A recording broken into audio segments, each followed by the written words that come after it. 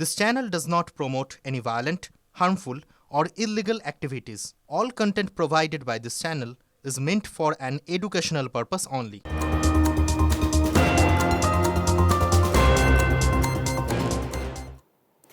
এবার বিহারের এসআইআর প্রসঙ্গে আসে, কারণ ভোটার তালিকা থেকে প্রথম ধাপে ৬৫ লক্ষ নাম বাদ গেছে জানিয়ে তোলপাড় জাতীয় রাজনীতি। আর এর মাঝে আবার চাঞ্চল্যকর একটা দাবি নির্বাচন কমিশন করছে। কংগ্রেসেরই জেলা কমিটির সভাপতিরা ৮৯ লক্ষ নাম বাদ দেওয়ার দাবি তুলে কমিশনকে চিঠি দিয়েছে। এটা বিজ্ঞপ্তি দিয়ে জানিয়েছে জাতীয় নির্বাচন কমিশন। কংগ্রেসের জেলা স্তরের নেতৃত্বের এই দাবি দায়িত্বপ্রাপ্ত ইয়ারোর কাছে পাঠানো হবে বলে জানিয়েছে কমিশন। কংগ্রেসের পাল্টা আবার অভিযোগ, কারো নাম বাদ দিতে বলা হয়নি, ৮৯ লক্ষ অভিযোগ জমা দিয়েছে তারা। ভুল ব্যাখ্যা করছে এটার কমিশন। এই অভিযোগ হাত শিবিরের।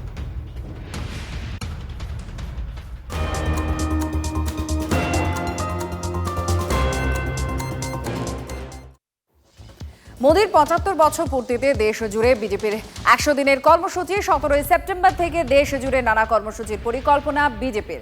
২১ সেপ্টেম্বর মহালয়া রাজ্যে নরেন্দ্র ম্যারাথনের ভাবনা। জেলা ও রাজ্য স্তরে ম্যারাথন আয়োজন করতে চায় বিজেপি। জেলা এবং বিধানসভা ভিত্তিক নরেন্দ্র কাপ আয়োজনের পরিকল্পনা। এছাড়াও রক্তদান শিবির, স্বাস্থ্য শিবির করতে চায় বিজেপি। ২৬ ভোট যুদ্ধের আগে বাংলায় জনসংযোগে বিশেষ নজর গেরুয়া শিবিরের।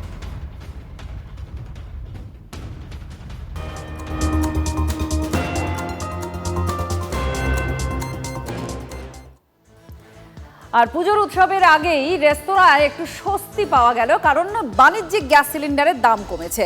৫১ টাকা ৫০ পয়সা দাম কমে গেছে বাণিজ্যিক সিলিন্ডারের। ১৯ কেজির বাণিজ্যিক সিলিন্ডারের দাম হবে ১৫৮০ টাকা। আগামীকাল থেকেই কার্যকর হবে নতুন দাম।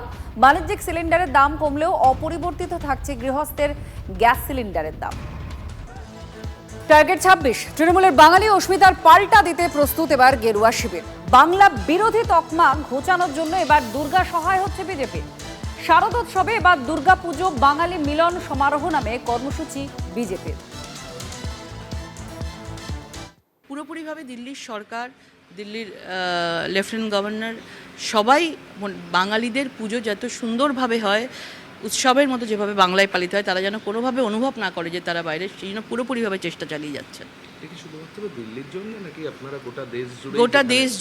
গোটা দেশ জুড়েই যেখানে বাঙালিদের পুজো হচ্ছে, আমরা কোথাও না কোথাও আমরা যুক্ত হচ্ছি। এক একজন এক একটা রাজ্যে আমরা যুক্ত হচ্ছি, এবং যেখানে তাদের বাঙালিরা যাতে কোনো রকম অসুবিধে তারা সে সরকার থাকুক কি সরকার না থাকুক, আমরা প্রবাসী বাঙালিদের সাথে রয়েছি। এবং যে কথা মমতা বন্দ্যোপাধ্যায় বলছে যে বাংলার বাইরে নাকি মানুষরা যারা বাংলাতে কথা বলে তাদের ওপর নাকি আক্রমণ করা হচ্ছে, এটা সম্পূর্ণ মিথ্যে আমরা দেখিয়ে দিতে চাই। এবং তারা নিজেরা বলছে আমরা যতদিন বাংলায় তৃণমূলের সরকার আছে আমরা বাংলায় আর ফিরতে চাই না। দুষ্মন্ত গৌতমের নেতৃত্বে কমিটি তৈরি হয়েছে আপনাদের, মানে গোটা দেশ জুড়েই? আমাদের তরুণ চুগজি এবং দুষ্মন্ত গৌতমজি দুজনের নেতৃত্বে কমিটি তৈরি হয়েছে, এবং আমাদের বাংলা থেকে প্রত্যেকেই যাওয়ার দায়িত্ব দেওয়া হয়েছে। রাহুল গান্ধীর মঞ্চ থেকে মোদীকে কুকথা। অমিত শাহকে নিয়ে আপত্তিকর মন্তব্য মহুয়া মৈত্রর। কংগ্রেস আর তৃণমূলের বিরুদ্ধে ভাষা সন্ত্রাসের অভিযোগ। কাল পথে নামছে বঙ্গ বিজেপি। কাল দুপুর ২টোয় মুরলীধর সেন লেন থেকে বিজেপির প্রতিবাদ মিছিল। প্রধানমন্ত্রী নরেন্দ্র মোদীজি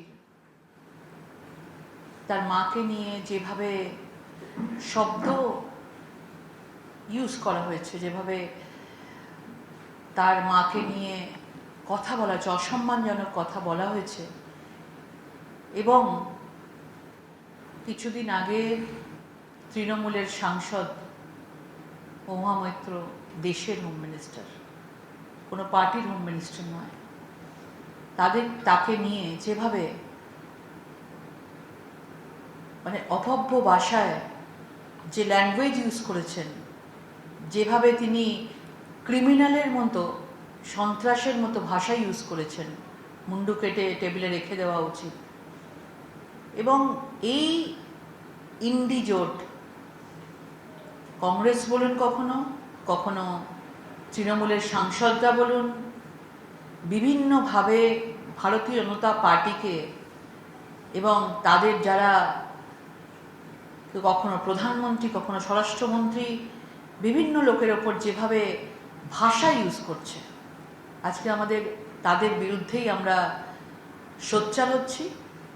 এবং আমরা এই সোচ্চার এই আওয়াজ তোলবার জন্য আমরা আগামীকাল আমরা মুরলীধর সেন স্ট্রিট থেকে আমরা দুপুর 2টোর সময় আমরা একটা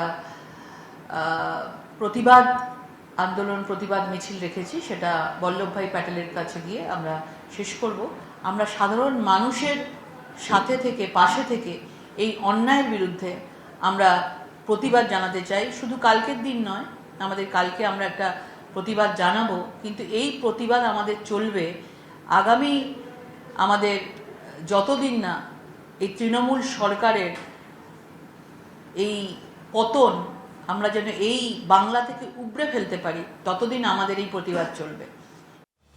অ্যাপ বাইক চালকের হাতে আক্রান্ত একজন ব্যবসায়ী। জোড়াবাগান থানায় অ্যাপ বাইক চালকের নামে অভিযোগও দায়ের হয়েছে। বুকিং ক্যান্সেল করা নিয়ে ব্যবসায়ীর সঙ্গে বাইক চালকের বিবাদ। বুকিং ক্যান্সেল করা নিয়ে ব্যবসায়ীর সঙ্গে বাইক চালকের বিবাদ আর ব্যবসায়ীকে মারধরের অভিযোগ বাইক চালকের বিরুদ্ধে। তো আমি বলি, আপনি তো নিজেই নারাজ যেতে, তাহলে আপনার ক্যান্সেল করতে কি অসুবিধা? তো তখন উনি হঠাৎ করে উঠে আমার চোখের মধ্যে এক ঘুষি মারে, এই চোখটা আপনি যদি দেখতে পান বুঝতে পারবেন। তো উনি কি আমার জায়গায় অন্য কোনো মহিলা বা কোনো বয়স্ক লোক থাকলে তাকেও ধরে পেটাতেন? এটাই আমার জানার বিষয়, যে আমরা যে অ্যাপগুলো ইউজ করছি তার মানুষের সিকিউরিটিটা কোথায়? অ্যাপগুলো কি আদৌ যারা বাইক চালাচ্ছে বা গাড়ি চালাচ্ছে তাদের ব্যাকগ্রাউন্ডটা যাচাই করে দেখছেন যে তাদের মধ্যে কোনো ক্রিমিনাল মানসিকতা আছে কি না? কারণ এইভাবে তো মানুষ আক্রান্ত হচ্ছে। কৃষ্ণনগরে ঘরে ঢুকে ছাত্রকে গুলি করে খুনে প্রথম গ্রেফতার করা হয়েছে মূল যে অভিযুক্ত তার মামাকে। 6 দিন পরেও এখনো মূল অভিযুক্ত দেশরাজ সিং সে অধরা। মামা কুলদীপ সিংকে গ্রেফতার করেছে পুলিশ। দেশরাজ খুন করেছে এটা জানার পরে তাকে আশ্রয় আর ভুয়ো নথি তৈরি করে পালাতে সাহায্য করার অভিযোগ রয়েছে তার বিরুদ্ধে। কুলদীপ সিংয়ের বাড়ি উত্তরপ্রদেশের দেউরিয়ায়। গুজরাতের জামনগর থেকে তাকে গ্রেফতার করে রাজ্যে নিয়ে আসা হচ্ছে। সঙ্গে আছে, ওনার আশা করি সবসময় আমার সঙ্গে থাকে। উনি বলছে যে আমার ওনার মামা ধরা পড়েছে আর আরো প্রচেষ্টা চালাচ্ছে, আরো সবাইকে ই করার চেষ্টা, পুলিশ প্রতিদিন চেষ্টা করছে। এত কিছু আমি শোনার চেষ্টা করি, ওনার অত কিছু আমাকে কিছু বলেনি। যেটা খবরে যেটা বেরিয়েছে সেটাই ওনারা এসে বললো যে ধরা পড়েছে, ব্যাস।